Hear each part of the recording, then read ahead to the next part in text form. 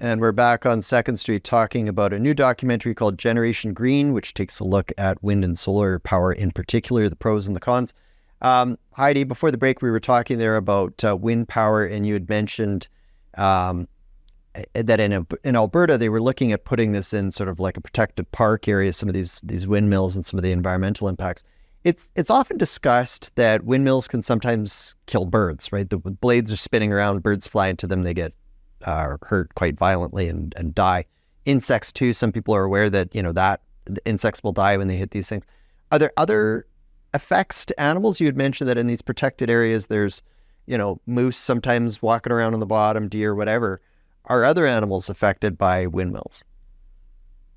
That certainly is an interesting topic. From the research that we came across, bats in particular are a really important one because essentially the impact on their lungs, they don't hit the blades, but the pressure of the wind turbines makes their lungs explode before they even reach the actual turbines itself. So that's an important one because we know that bats are extremely essential to our ecosystem. And it also changes the habits of some of the predatory animals. So essentially they'll kind of scavenge around the bottoms looking for some of the dead birds and things like that. So you're kind of placing them in a new environment for them that they're relying on humans for a source of food that can be there.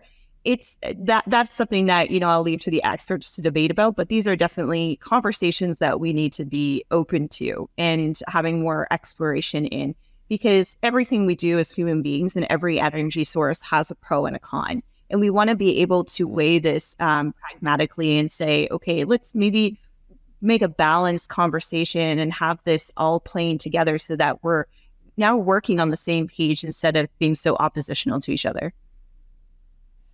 So the federal government right now has set a goal for net zero for our electricity grid. They want to get to a point where we're going to have energy sources that have zero emissions. I mean, at least this is their claim. You've pointed out that renewables don't always have that fulsome calculation involved when it comes to all the emissions that are used to create those sources of energy. But where do you think we're going when it comes to electricity generation as a nation? Like, are renewables going to be part of the mix going forward? Are they going to be, say, also the size of the mix going forward that Ottawa foresees?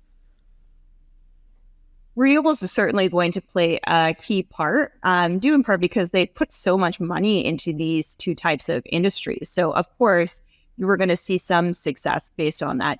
But my question really is, like, can these industries survive on their own without being propped up by provincial and federal funds?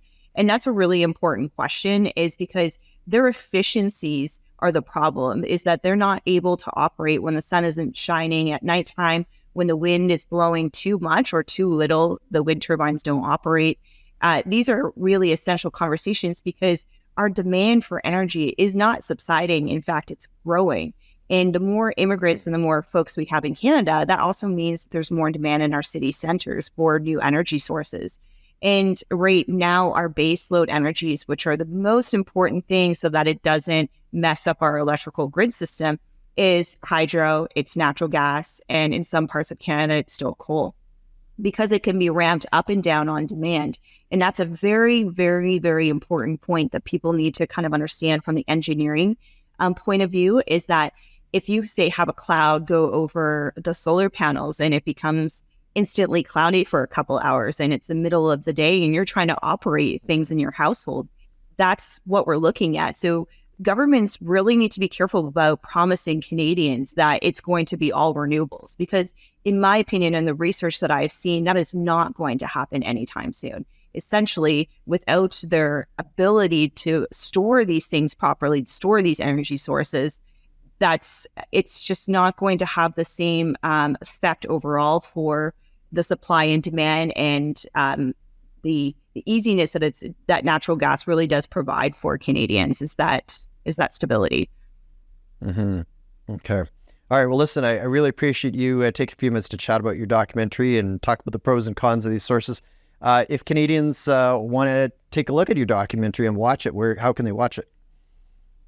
It's on YouTube under Heidi McKillop and Generation Green. And I hope you subscribe to our channel and take a look.